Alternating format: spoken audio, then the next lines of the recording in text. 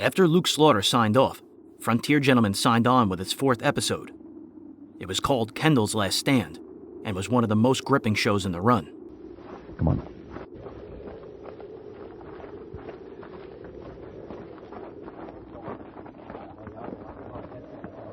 We'll never get across the clearing without them seeing us. Can you throw the hatchet? Very good at throwing. You watch. Together. 1, 2, 3. Oh, blast. Fine bloody aim you've got. Quick. I can barely see them now. Shoot, and for Lord's sake, don't miss. Shoot!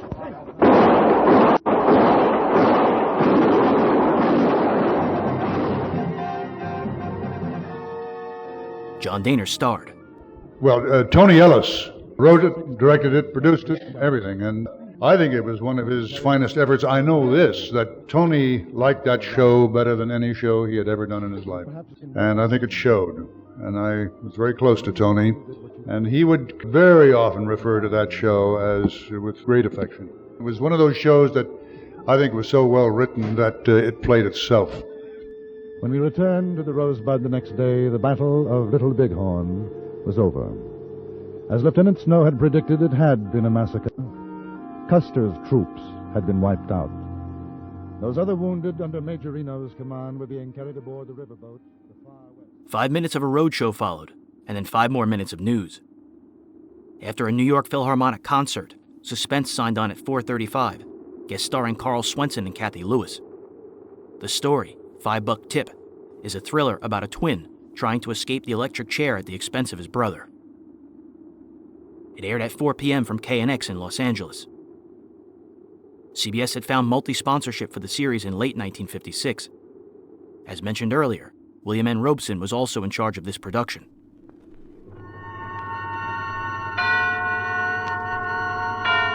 Suspense. And the producer of radio's outstanding theater of thrills, the master of mystery and adventure, William N. Robeson. Am I my brother's keeper? Has often been the agonized cry of mankind when the troubles of his fellows have been heaped upon his shoulders. Our story tells of a man who was not his brother's keeper, but who was designed to be his brother's corpse. And it requires one actor to play identical twins. Now, dual identity roles are difficult enough in the visual medium, but they can be solved by technical tricks. In radio, they depend completely on the vocal skill of the actor. That is why we have asked one of radio's finest actors, Mr. Karl Swenson, to complete this assignment. Listen then as Mr. Swenson stars in The $5 Tip, which begins in exactly 1 minute. Another visit with Joe and Daphne Forsythe. Joe, Yeah, Daphne? you think I should go on a diet? No. But I'm adding weight. Only in the right places. Flatterer. Seriously, if I put on any more pounds, I'll be out of style. What style? The current one. It calls for that slim, chic look. The beanpole look, you mean? Boy, I don't get it. Here we are, citizens of the healthiest country on earth, with hundreds of different kinds of good food. And what are Americans doing? They're starving themselves. Well, it's fashionable. I don't want you to lose interest in my figure. Don't worry, I won't. Say, speaking of that, look at this. Here's a figure with real interest. Oh? $45 billion. It says here in the paper that the investment in United States savings bonds has reached more than $45 billion. What do you think of that figure? That's a lot of money. And just think, every $3 invested in bonds pays back $4. That's real interest for you. I know. And every savings bond is guaranteed by the government. Right. Oh, Joe, I wish you cared about my figure the way you do about those bonds you buy every payday. Honey, I've got great interest in both. Well, you just see that you stay that way. And now, $5 Tip, starring Karl Swenson. A tale well calculated to keep you in suspense.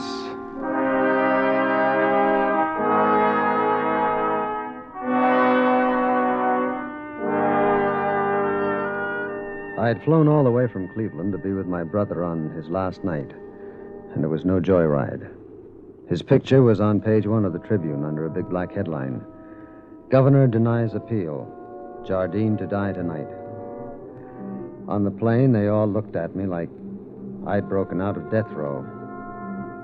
I couldn't blame them. Tommy Jardine was not only my brother, he was my identical twin. At midnight, he'd be gone. This black shadow, this evil image of me that had forced me to run away and change my name so I could make an honest living. At 5:05 p.m., as a cold winter sunset overtook the East Coast, yours truly, Johnny Dollar, signed on starring Bob Bailey in the Durango Laramie Matter. Bob Bailey's daughter, Roberta, was a teenager at the time.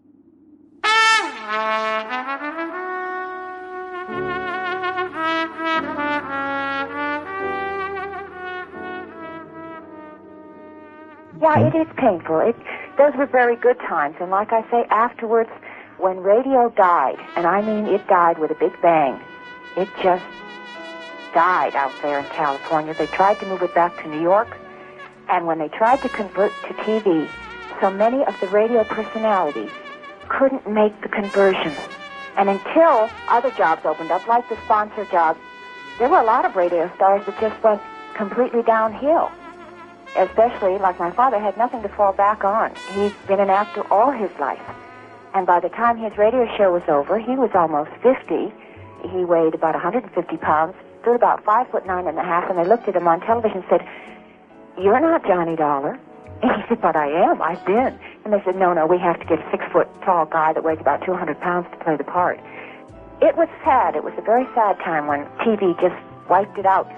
There was a prejudice against radio actors on the part of television producers. When they came in, what I've read, at least, is that a lot of them were young whiz kids who came along and had a new toy, and they said, no, if you worked in radio now, you've got your own way of doing things, and this is TV. And actually, when you think that working in radio would give you a credential, back in the early 50s, it actually worked against you. It did, because if you think of it, radio is an entirely different form of acting. You relied completely on the sound man, the sound mixer, for any sound effects that needed to be put in. Although you stood in front of the microphone, you would move your arms occasionally and act a little. All the acting was in the voice, in what came out from inside of you.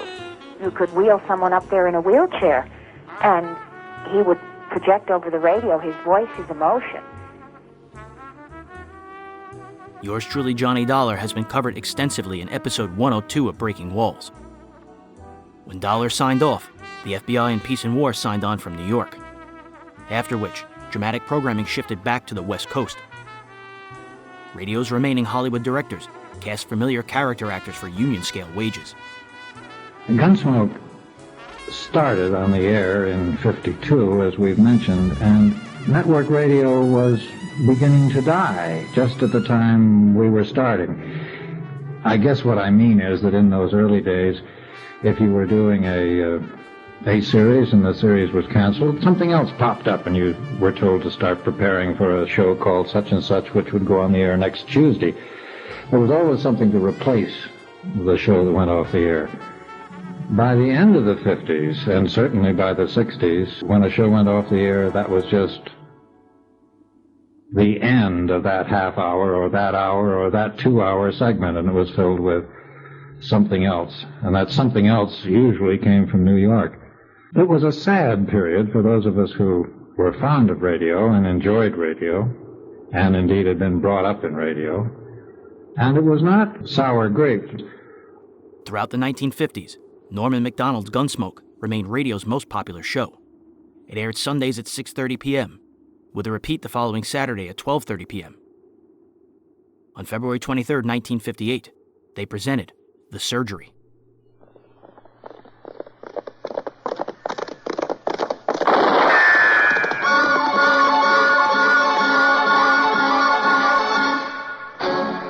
Around Dodge City and in the territory on West, there's just one way to handle the killers and the spoilers, and that's with a U.S. Marshal and the smell of Gunsmoke.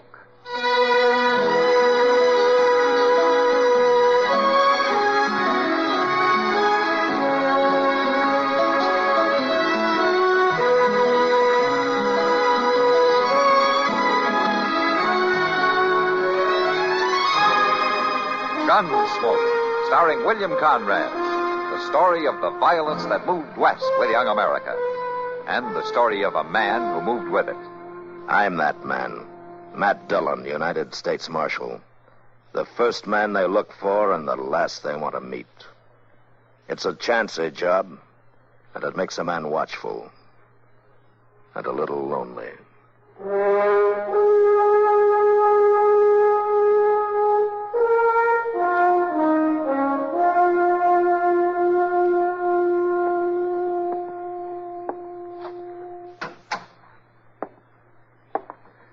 How is she, Doc? Well, she's going to be all right, ain't she? Your wife is a sick woman, Aaron. Very sick woman. Don't seem hardly right. Lucy always been strong. She don't get sick. Well, she's sick now. Whatever have you been giving her? Oh, giving her pot herb tea. Strong. Real strong. All cured us up before. Well, it's not going to cure her now, Aaron. Pouring all that stuff down here has nearly killed her. You fix her up, Doc. It's your trade, ain't it? It'll be a day or two before we'll know anything. Before I can even do anything. What do you mean? Well, she's too weak after all that stuff that you've been giving her to stand an operation. I'll have to build her up. Operation? Well, there's just a chance that it'll save her. Something's got to relieve that pressure. You want to take a knife to Lucy? Well, it's the only thing I know to do. It may not work. I can't promise you that it will, but she'll die, sure, without it. No, you ain't going to take no knife to Lucy, Doc. No, she ain't that sick. I tell you, if you go on feeding her those herbs, she'll die. Well, you cut into her, she'll die, sure. No, Doc, get away from that door. Doc, I'm going in there, and I'll take care of her. Now, you listen to along. me. Your wife's got one chance. It isn't a very good chance, but she's got one. And I'm not going to let you take it away from her if I have to keep you out of there with a gun. Oh, Doc, you got no right. I've got no right to let her die either. I'm going to send for the marshal. He'll stop you. That's a good idea. That's a very good idea. Jed? Yeah? Come in here. Ma. Is it Ma? No, son. Your mother's all right. So far.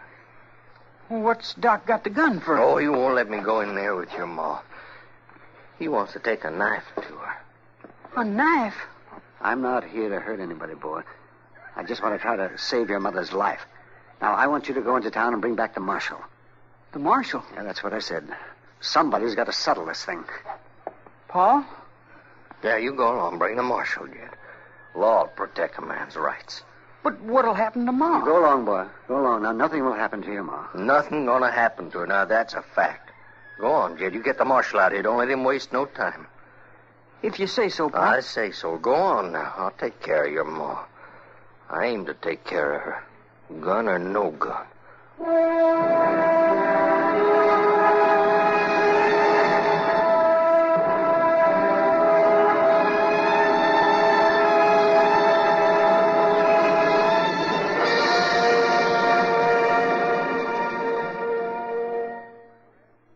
Now, just listen a minute, if you will. It seems to me that in the old days of radio, and I'm going back again to the 40s and 50s,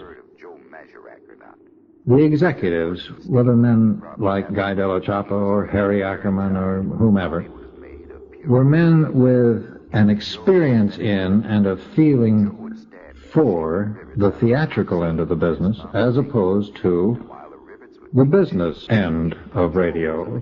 There was a wonderful meeting of the minds when you went in and said you wanted to do such and such a kind of show. They could picture and understand and either agree or disagree with what you had in mind, but they knew what you were talking about. It was really extraordinarily easy to get a conference or a meeting with the then CBS brass. Usually it was one man or two men, and that one man or those two men said yes or no to your idea, and you either went with it or didn't. There was no feeling of committee and that somebody upstairs would say yes or no. Somebody ought to set Jack Benny straight about how to make a movie, because he's at it again. When you join him later on today, CBS Radio's misguided matinee idol will attempt his own version of a famous movie. although the last new episode of the Jack Benny program aired on May 22, 1955. Between October of 1956 and June of 1958, CBS aired the best of Benny in his familiar 7:05 time slot. With the home insurance company paying for the time, even Benny repeats attracted a sponsor. After Benny, Henry Morgan's comedy panel show, Says Who, took to the air. You think you are hearing my voice, but unless you know how to use your gramophone properly, what you are hearing may be something grotesquely unlike any sound that has ever come from my lips.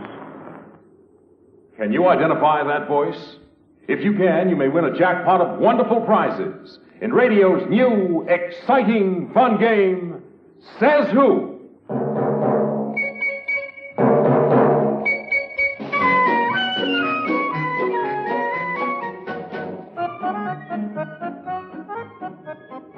Says Who debuted alongside the Stan Freberg Show on Sunday, July 14, 1957. It was part of a week in which CBS Radio added $765,000 in new billings. Says Who would be sponsored every other week by Look magazine.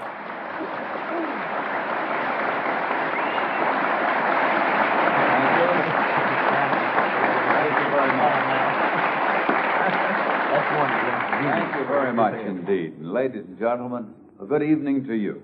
And welcome to Says Who. It's a game of sound reasoning where we have new fun with old sounds. In just a moment, we're going to be listening to a recorded voice. And then our panel of experts right here will fire questions in an effort to identify that voice. On the firing line tonight is one of the top sharpshooters of the sports writing fraternity, Jimmy Cannon. Good evening.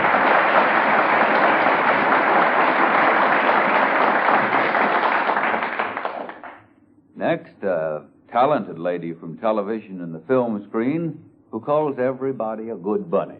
And I think she's the only performer to get fan mail from Peter Rabbit. Wendy Barry.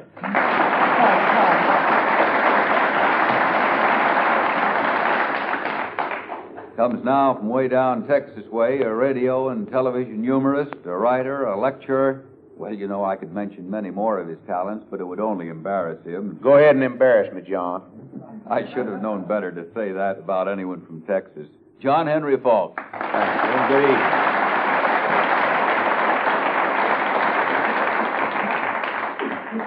Now, panel, you have just 3 minutes to track down our first mystery voice.